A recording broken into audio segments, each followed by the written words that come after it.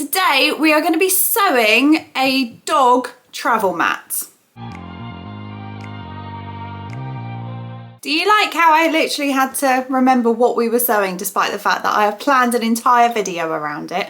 So today we're going to be making the most of the fabric that I purchased from my mystery bundle. If you haven't watched that back, you can check it out up there. So lots of quilted fabrics were in that. There was lots of upholstery fabric, and as luck would have it, we've just got a new car, well, like a new to us car. It's got leather seats in the back, and the dog is not happy with the seating arrangements. So I thought what I could do is make him a little travel mat to go on the back of the seats in the car. But Philly, it would be so great if we could look into your mind and see what you were planning on making. Oh, well, I've made a very in-depth plan on the back of an old bit of paper. So the plan is we're going to have, oh, before I show you this, the plan is that we're going to have double-sided travel mat. It's going to have a handle at the top, and it's going to fold in a specific way that means I can wrap it all up together. Let me show you said amazing piece of paper. Now, so I've measured the car. We are 120 by 60. Now the seats are actually only 40 centimetres, and I thought the extra 20 would be quite nice to sort of have it propped up on the back of the seats so that he feels more comfortable. So we're going for 60. These lines, so the fabric is already quilted, but these lines, what I want to do is I want to kind of quilt down them so that it folds in that shape. Let me show you what I mean, hang on. So this is an old piece of paper that, because I did more lines to begin with, and I was like, oh, hang on a minute, this isn't going to work with the amount of lines we've got. But, so, using this as a guide, this is what it should look like when it's folded up. So, folding into 3, fold it in half, fold it again, and then the handle at the top. Perfect, right? I also, can you see that little pink dot? So that is where I'm going to need one bit of the handle. So I'm going to have a bit of handle, a bit of loop there, and then the proper handle there, which means that this one this back has to go in 2 pieces so that I can put the thingy in.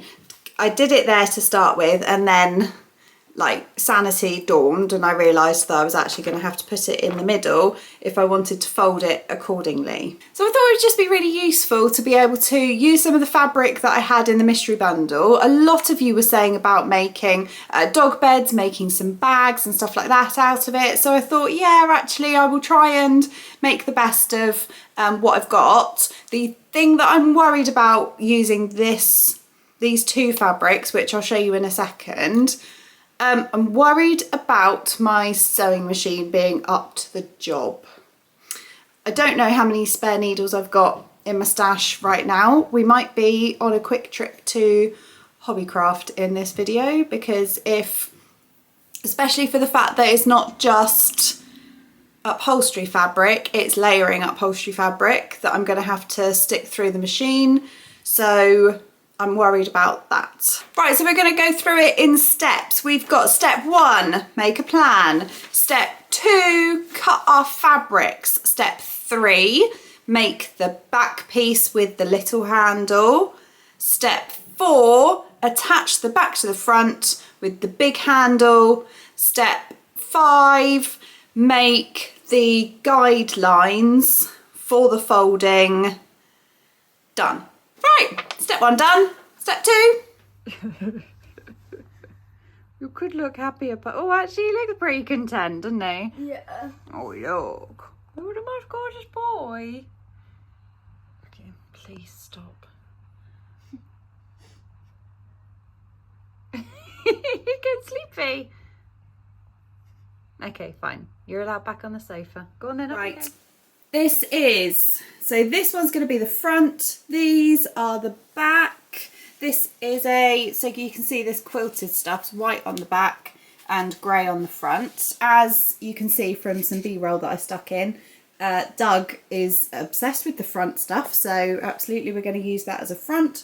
2 of these because I need to put this smaller one in the middle of it, and then that's the longer handle there. So next step, make the back. Right, as you can see, I've just pinned clipped or pinned the 2 back pieces together, but I have popped the little bit in there. I should probably baste this bit. If you were doing a very good job, you would baste this first and then do another seam across.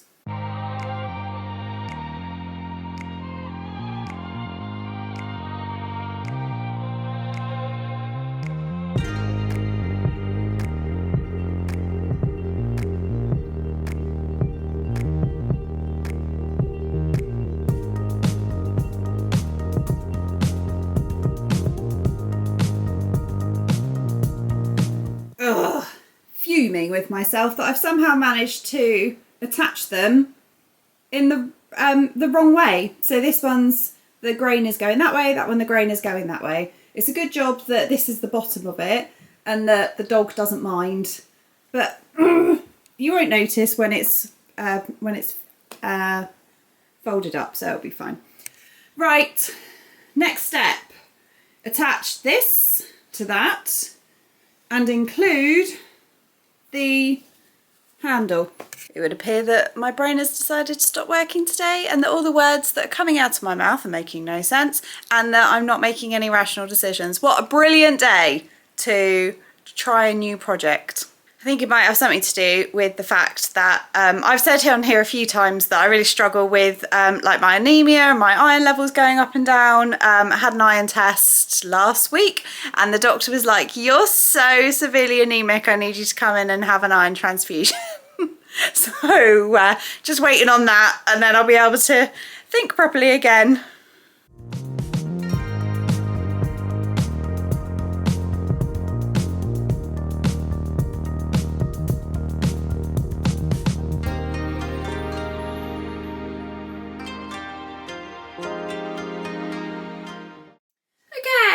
I have attached the front and the back. Ask me how I managed to get that caught and then had to cut it and then, or rather had to seam rip it, and now I'm left with that. Fuming, but we move.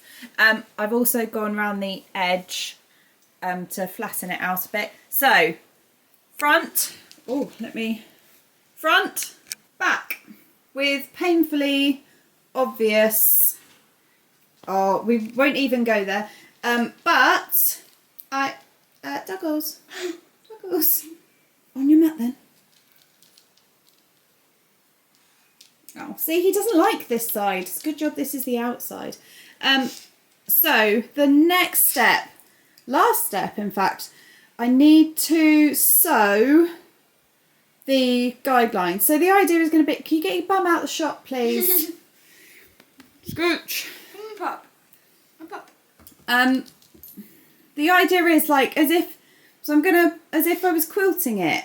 So I need to do 2 lines down there, 1 there, 1 there. Oh, I'm just... The reason I'm so hesitant is because I am worried about my sewing machine, and I'm also worried. So it managed to do the edges, just there was a couple of like where it didn't want to go through. I'm just worried about also veering off course. I'm going to use some tailor's chalk and I'm going to use a ruler to make sure that I've got the lines straight, but it's so big and it's so cumbersome, and where the felt on one side makes it really slippery, or like when you're trying to get it through the machine, the felt on one side, sorry, the velvet on one side makes it really slippery, and the backing on the other one, or rather the facing on the other one, makes it really sticky. So all in, I am struggling to find a happy medium. I'll be happy when it's done. I've only got a few lines to go. Grin and bear it, Philly, grin and bear it. And then that's the final step. Right, it's just 5 lines. It's just 5 lines. Come on, Philly, we can do it. Do you approve? I shall make you one of your own. Roll away. Roll away. Okay, so, excuse me. Finished product. Obviously I'm going to give it an iron, or however I can press it, but managed to keep the lines pretty straight. Happy with that. Let me show you it folded up. And voila, we have one travel dog mat. Like I said, gonna give it an iron, and then I'm going to give it a try in the car. I am so pleased that I did the sew lines, like the guidelines.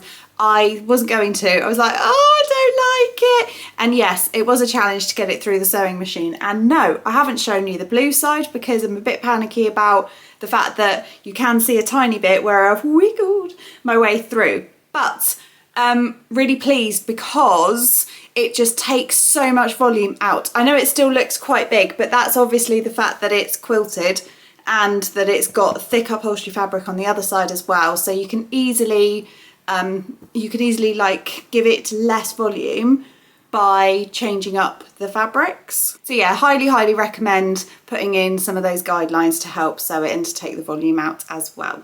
Right, I'm going to go and have a look, see how it sits in the car, see whether Doug appreciates all of my efforts. Usually, like the children, no, but we will see. Right, back of the car without a mat. Oh, back of the car with mat. Right, insert dog. Here. Hey, do you like it? Puppy.